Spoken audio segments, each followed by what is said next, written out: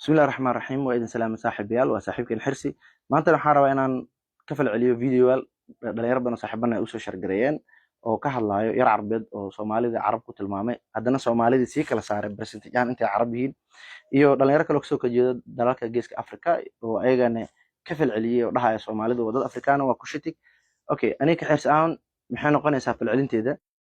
Do you know that Somalia is 79% Arab and 21% African? That's why Somalia is an Arab country. They speak Arabic, they have Arab history and identity, so Somalia is not an African country, it's an Arab country.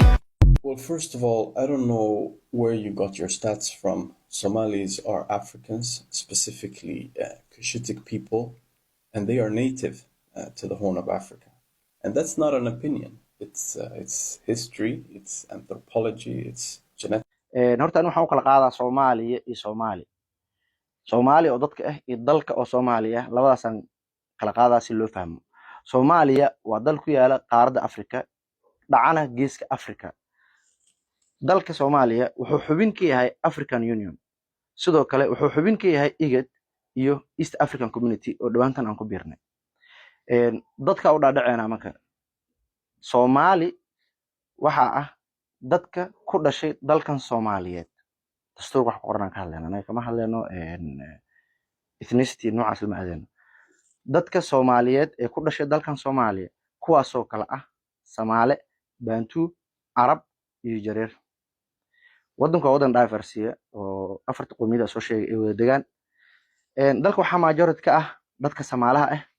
Soomaaliyaasha waxay ku hadlaan afka Soomaaliga oo u kala baxa May iyo Maxaatiri. MB intaas hadda isla fahanay markan waxaan u dhaadhici doonaa Soomaalidu ma Afrikaan ba mise waa Carab macna dadkii iyo dalkii waa ka soo hadalnay markan waxaan aad doonaa dadka waxyaabaha lagu tilmaamayo Afrikaanimada iyo Carabnimada u dhaadhicina markan.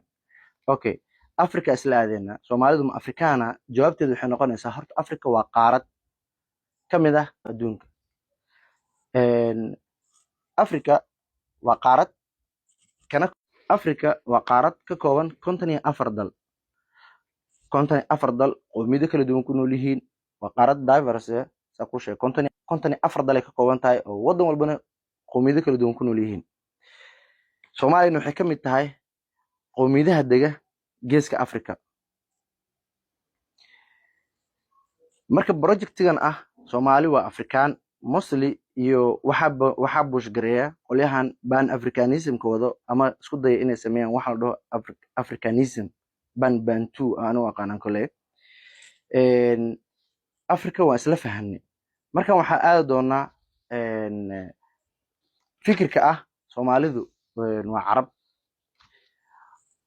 Carabtu laba ay u kala baxdaa mid waa luqad oo linguistic group dalal kala duwan oo Asia iyo Afrika ku yaalo luqadda Arabiga ku hadlo oo taas waxay macnaheedu tahay Carabtu waa dad linguistic group oo dad luqad mideysay ee ma aha oday lagu abtirsado. Boontiga labaad waxaa jira waxa la dhaho Arab League oo xisbi siyaasadeed oo wadamo Carab ah iyo kuwaana Carab ahaynba ay ku mideysan yihiin. Okay Soomaaliya waxay kamid tahay xisbiga la dhaho Arab League taasoo ah qaab siyaasadeed ee ma ahan hab dhalasho iyo luqad intaba Soomaalidu luqadda Carabiga kuma hadlaan.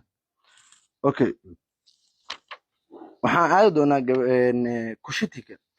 Sidoo kale Kushitigu waa linguistic group ma aha oday lagu abtirsado asigana Kushitigu waxay ka kooban yihiin Soomaali, Oromo, Afar iyo Saaho. Soomaalidu Kushitiga waxay ka sii tahay kuwa lowland-ka oo dhulka buuraha ka hooseeya dega waxaana kala mid ah Oromada iyo Afarta.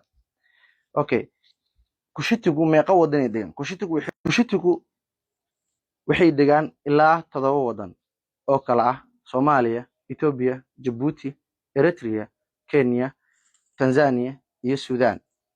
Sidaa darteed Kushitigu isagana waa linguistic group oo waxaan aragnay dhalinyaro badan oo dhahayo Soomaalidu waa dad Kushitiga wada saana Kushitigu ma ahan dhalasho ee wadad ay luqad mideysay iyo deegaanna ka dhaxeeyo sida Arabka oo asna u yahay linguistic group Afrikaanimaduna ay u tahay dad qaarad ka dhaxeysa aysan u ahayn oday lagu abtirsado. Okay gunaanadka maxaan ku gabagabeynaynaa marka gabagabada waxaan kusoo gabagabeynaa ka fikirkeyga marka soomaalidu waa ayo haddii la weydiiyo soomaali waa soomaali. Okay, okay, labada intee sheeganaa imaanaysa labaduba waxaa nagala dhexeeya ma ahan isri loo dhasho. Africa waa dal, adduunkana hadda tusaale hindida, chineeska, bakistaanida yaatiin haddii lo asianana ma dhahaan, nin walba dalkiisa iyo qowmiyadiisu sheegtaa. Europeanka hadaa fiirisid yaa tahay markaa dhaadid wuxuu ku leeyahay am Finnish, am Danish, am British. qofna ku dhihi maayo magaca Yurub kor ka saarantahay arki maysid. marka soomaalinimadaada ximbaarso, aamin soomaalinimadaada, kuna qanacsanaa. marka waxaan kusoo gabagabeynaynaa fikirka ah qowmiyadda Soomaaliyeed waxay jirtay long ago before qaaradda Africa intaanan laysku aadaninba.